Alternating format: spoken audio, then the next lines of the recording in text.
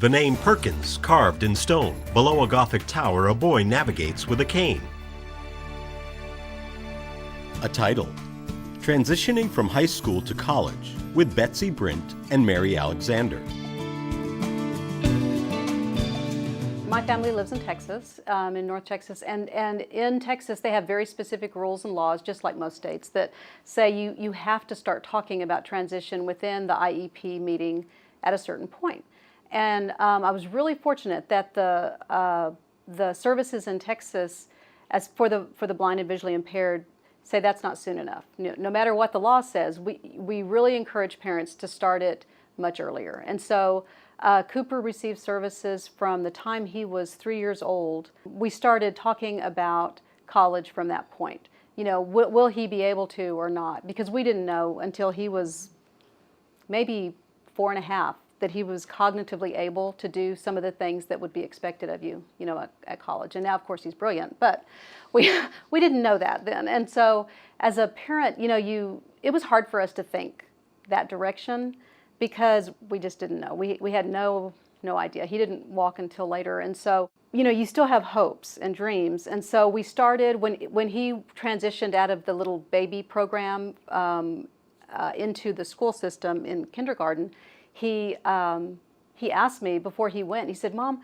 why do I have to go to school?" And his older brother, who's about almost 4 years older than him, said, "Because you don't want to be stupid and because you want to go to college." We see a photo of Cooper as a young boy. He is holding a wiffle ball bat and taking a swing at a piñata that hangs in front of him. A woman wearing glasses stands behind him, holding his shoulders lightly to orient him towards the piñata. And so it wasn't his father and I that started that college talk, it was his siblings. And so we were, you know, I think having older siblings is a huge help personally. But so we started it then. So Cooper knew that if his siblings were going, if his brother and sister were going to college, that's where he was going. So it was just no. Yeah, I agree. I think talking about college from the very beginning, just like you would, you know, anybody else in your family or whatever the track is for your family, whether it's vocation training or four-year college or community college, whatever you think is going to be right for your family, you talk about it. And that's what we did, you know, just like Mary said, with all of our kids. And when we went on family vacations, we would always include, you know, a trip to driving by a school, or we'd talk about our college experiences when we were young, just around the dinner table. We see a photo of the Brint family. A teenaged Alan sits between his mother and sister on a bench. His father and older brother stand behind. The picture appears to be taken on a college campus in the fall. College was part of, you know, the daily discussions, the weekly discussions. It was just always out there. So there was never a question whether or not, you know, he was going to go to school. It was just, you know, part of the plan. Fade to black. The IEP, High Goals for Higher Education. The TBI, the O&M instructors, the speech teachers, the PTs, I mean, everybody involved at that table through their goals. You know, I have to say, it was always frustrating as the parent, because you'd see these goals and you'd think, oh, gosh, they're never going to reach the goal. You know, these goals seem so impossible. And as the parent, I would leave the meeting and sometimes I would cry and I would think, how is he going to get there? How are we going to make it to the next grade? Or I'd freak out in 8th grade thinking about high school and worry about, you know, how's he going to fit in? How's the socialization going to happen? What's going to happen in this class and in this class? And then when I would get to the next IEP meeting, the one freshman year in high school, I'd look back at what he had accomplished and I'd say, wow, what was I worried about?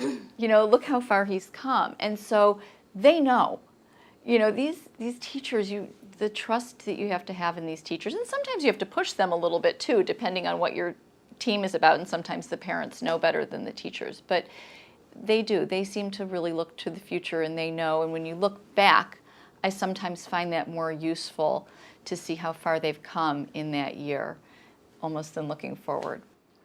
Well, the whole IEP process, you know, that's where you're supposed to set in place educational goals for your child, right? And so but it's also the place where the separation between child and parent starts happening. And so IEP meetings were hard for me because I would cry after every single one of them. I mean, up from the first to the last, I cried at the end of every one of them. And it was more because I guess I'm a control freak. I don't know, but it was hard. That letting go part is really hard. But looking back, I realized that that is a really important part of my place as a parent in transition. Is it's about letting go, you know, having confidence in those teachers of the visually impaired. Alan started going to his IEP meetings in junior high school, and then starting in high school, he didn't allow me to speak very much. Well, I was allowed to. He didn't encourage it. A photograph shows Alan on a commuter train using his laptop computer. He is on the way to school. His backpack is beside him, and across from him we see an open braille textbook on top of his folded mobility cane. He liked to really kind of run the meeting.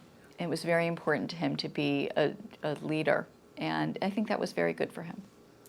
How about Cooper? It was the same. So Cooper started attending his IEP meetings. It was probably 6th or 7th grade, and that bothered me. I don't know about you, but because sometimes they talk about the student as if they're not a thing, but you know, I mean, they go through so many of these, especially the special education team that don't work with your child on a daily basis.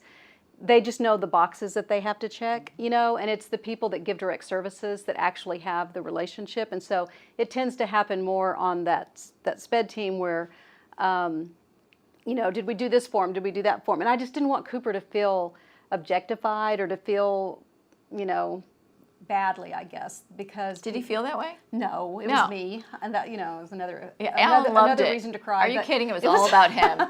Greatest day of his life. Yeah, and yeah, it was just me being overprotective. But no, Cooper loved it, and because he likes running a meeting. Right. You know, he wants to be in charge of something like that. And so I think both of our kids are really bossy, and that helps a lot, you know, to have, but it's that feeling of empowerment. In a photograph, we see Cooper and a young woman who is visually impaired sitting side by side at a table. They are attending an assistive technology workshop, and they share a pair of earbuds that is plugged into an iPad. They are listening to an accessibility app. But it is, and it's that self-advocacy tool that is so important, and that's where it starts. It starts by being involved in your IEP meeting, knowing what it is that you need, and knowing what your goals are, and knowing what's expected of your teachers, and the tools that you need in the classroom. And it's all laid out for you in that meeting. And so when our children are involved in it, they learn to go up to the teachers and say, you know, I'm supposed to have the notes taken for me, and they weren't emailed to me, or, you know, the test is supposed to be, you know, given to me in a separate classroom, and it wasn't ready for me, or this or this. And they can be, I'm not going to say demanding, but they need be to know. assertive, right, Yeah. which is good. And you know, self-determination is this word that's tossed around a lot, and but it's something that, because our boys started in their IEP classes, or IEP meetings rather, really early, that they learned that just organically. You know, they learned I've got to talk about my disability. I have to say that I'm a Braille reader. I have to say that I need things in this format. I've got to learn all of those things that are connected to my vision impairment. there's a young woman who we know when we visited college campuses. We went and visited her, and she's a blind student. She's a sophomore. And she was taking us on the tour of the campus. We see a photograph of Alan and the young woman standing together on a campus during the tour, both holding their mobility canes. Alan has his arm around the young woman's shoulder as they smile broadly into the camera. I asked her about the cafeteria, and I said, how do you manage getting your tray and your food? And the first thing she said was, no cafeterias have trays anymore. They don't do that, and they've all gone green, so no trays. I said, great. How do you handle your plate and your this? And she said, you know what I've learned? The key to independence, being a blind student, is knowing when to ask for help. Mm-hmm. And I said, that is my favorite new line. And she said, it's great. I walk in, and they know me now, and they always get somebody to help me. And I make it through the line, they help me to my seat, I get my food, and then I can eat peacefully or whatever. And there's nothing wrong with knowing when to ask for help. Exactly. I think that is I met a young lady at NFB this summer. That was my favorite line from the entire conference. Was she called it strategic independence. That's great. Knowing when to ask for help and when not to, when to do things on your own, and she said, you've got to know how to manage that. And so I love that. Yeah. Fade to black. Standardized tests, challenges, and accommodations. During this process, he's also deciding, do I need to take the SAT or the ACT? That's an important decision because you either take both or that your college requires one. And so the University of North Texas, which is where he decided he wanted to attend, they require SAT. And so SAT prep that's a big part, right, I think, of that college choice. And how do you get access to those materials? And so all of that we've tried to encourage him to do on his own. And he did, and he went out and found these things. Learning Ally had the SAT prep, so that was nice. But it's just all a part of the process. And you're in that same boat now, right, at the beginning. Right, and we had a little different process. Ours in the Midwest, we're from Chicago, and most kids take the ACT. They don't do the SAT. And our school actually does the Prairie State, which is the ACT for everybody. And so our TVI had Alan signed up for getting the special testing, the extended time, and to have it in Braille, the test in Braille. So that was all done in advance. But we had to go online and register him and then get the books in Braille to get a test sent out in advance. So you can do that, and that's free of charge. So if you go to either of these sites, we see the order form from the ACT website that allows students and parents to request alternate format practice tests. Among the format choices are Braille with raised line drawings, a Braille writing booklet, and a large type booklet. They'll send you the test materials in Braille. They have that all, and that's free of charge. So you can get practice tests and things like that, which I'm sure he's studying very hard right now as we speak. So you can, do that, and you can, study with groups and things like that. The extended time is helpful. You can get extra rooms, to take it, whatever, different needs that you have. They're very accommodating. So it's hard. A lot of the things are very visual. The math section, the science section is challenging for kids with visual impairments. Hopefully the schools take a little bit of that into consideration when they look at the scores. I think it varies from school to school, but yeah, it's an important thing that they have to do. Fade to black. The expanded core curriculum and transition. Parents need to be more open, I think, to some of the goals that the IEP team sets. I know that at times I felt like, why do we need this? I just didn't understand the process, and maybe that's something that an IEP team could do better for the parent, is explaining how this fits within the whole journey of, getting your child from kindergarten to college, So, because as parents, we don't always understand. I look back on the things that the IEP goals that were set, and some of the most important goals in those meetings were our expanded core curriculum goals. And so community travel, right, without me. In a photograph, Cooper is shown in a bookstore having his picture taken with a local minor league baseball player and the team's mascot character. The player wears a jersey with the name Cats across the front, as does the mascot, which is a large black cat with bright yellow eyes. Learning how to do kitchen skills. I don't know about you, but I'm a control. I do. I like my kitchen. I've never let Cooper cook in our kitchen because it's my area. My husband doesn't cook in our kitchen. It's just not what I do. And so when his teacher, the visually impaired, came to me and she gave me this gift card and she said, I would love for you to go shopping and spend the day, it was for Barnes & Noble or something, spend the day at Barnes & Noble. And she was just getting me out of my house so that they could do that. But I look back on it and it had to happen because, We did, Alan did a community outing with his O&M, and they took the bus to Nordstrom's, and she got my approval, and she said, all right, I need your Nordstrom's card. Yeah. And she said, Alan's going to get a shopper, and he's going to go buy a pair of jeans, and they did that, and it was so great. He was so proud of himself that he, got himself a pair of jeans, got an outfit, and did that, and they learned how to use the transit system, and these are all things that are going to help in college, learning how to. And when he went to California, he traveled by himself on an airplane. We see a video clip of Alan as he makes his way through an airport terminal.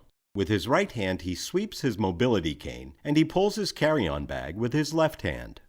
And his O&M instructor, in preparation for these travels, took him to the local mall with a wheelie bag, and they practiced going up and down the escalator with the wheelie bag. These are things you don't think about, how difficult it is to navigate with a cane, with your suitcase, going through an airport, trying these things on your own. And if that's written into your IEP that these are skills you need, then they can use school time to do it. So it's helpful. Fade to black. Disability Services Office. What you need to know. As a student with a vision impairment, that first year is going to be really tough, and just figuring out the whole process of managing your support network, because it's on the student. Right.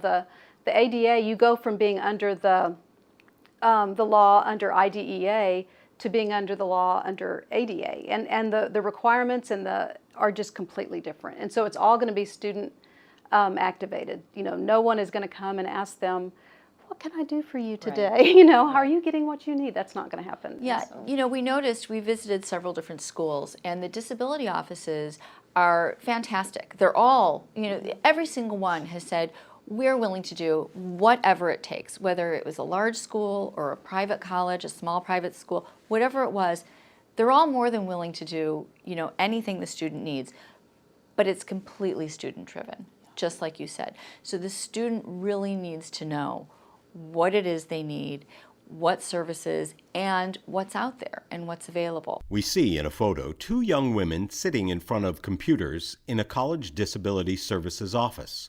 Both of them wear headphones in order to take advantage of the audio accessibility options of their course assignments. Sometimes, depending on the size or depending on whether or not they've had other blind or visually impaired students there, and that's a really important question to ask when you go and you interview these disability service offices. Is there currently a student with a visually impairment there? Have you had one recently? Can I meet with them? What has their experience been? What do you have on site? Do you have an embosser on site? Is there, access to one if I need it? Those are the types of questions you need to find out. What do you work with Learning Ally? Do you work with other organizations? Sometimes we got blank stares. Work with who? What is this? Yeah. And you might second guess, is this a college I want to work with? I'm going to be, running the show here. Some kids like to take on that challenge, and they know they can still do it. It depends. Their willingness to be open to help and suggestions is a big part. So if Cooper's going to walk into disability services and feel like he's listened to, right, that is half the battle, is just to feel like you have that support system if you need it. Mm-hmm. Do I need a note taker, or can I take notes on my Braille note taker? Am I proficient enough to be able to capture everything, or do I need someone to sit in class with me and to take notes from the board? A lot of times instructors now will have things on their smart screen or even on a chalkboard.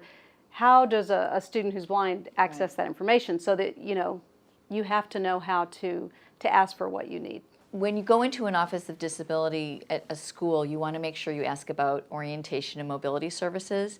And we went into one school and asked about it, and the woman was so excited we asked, because she actually was in a wheelchair, and she said it was her favorite question. And the reason was, not only did they bring somebody in from the outside, from a local agency to come in and mm-hmm. show kids their schedules, their routes or whatever, but they actually work with their maintenance department. And whenever they know that there's a student with a disability, they put it on their maintenance schedule for snow removal. And I thought that was like the best answer we had ever gotten. She said it is prioritized for priority snow removal. Wow. Made me a little nervous that they get that much snow, but it's priority for their route to always be taken. So. Yeah, snow is not an issue in Texas, but rain is an issue. Dust storms. Owen, orientation and mobility for Cooper, he has mild cerebral palsy, and so it is really important to him that there be elevators if he needs them, or if there's stairs that they're easily, that you can find where they are. So finding things are a big deal for him. He is not the strongest cane user because of his CP, but he really thinks about how hard is it going to be for me to get from point A to point B. Right. And so he always asks that question, what is getting around your campus like? Is your campus, how big is it? How close will my classes be to each other? If I go to a class and I have trouble getting to the next one, who would I call for assistance? That kind of thing. Fade to black. Beyond the college classroom. Learning Ally was really fortunate to receive a grant from the Lavelle Foundation in New York City. And they wanted us to look specifically at blind students in college, especially that first year, and what are the hard pieces for them, right? What are the stress levels or stress points? But they wanted us to focus, or they felt like that the focus would probably end up being on instructional materials. How do you get your textbooks? Do you get them in a timely manner? Because college textbooks, they change every year, and so it is a hard part of college. But what we found out, we did an ethnographic study, and this type of research we took 20 kids and we followed them. With a video camera, and so it was very unobtrusive. But we followed them. We met with them on campus. We met with them off campus. We watched how they interacted with their peers. We see in a photograph a group of students walking across a college campus. A young man with a mobility cane leads the group. And it was really surprising. Instructional materials or how to get your textbook, not even on the map as far as being the toughest thing that these students are going to face.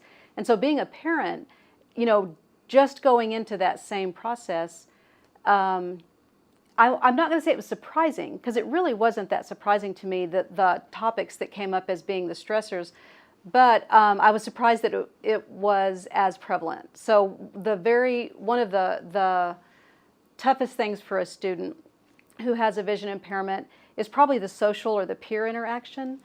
I know that my son has never had a really close, best friend in school. And I've always wanted that for him because my other kids had it. But when you spend most of your time in direct services with adults, right, it really puts a barrier between you and the kids that would be your peers. And so has always been the hardest part as a parent, is him not having that. And so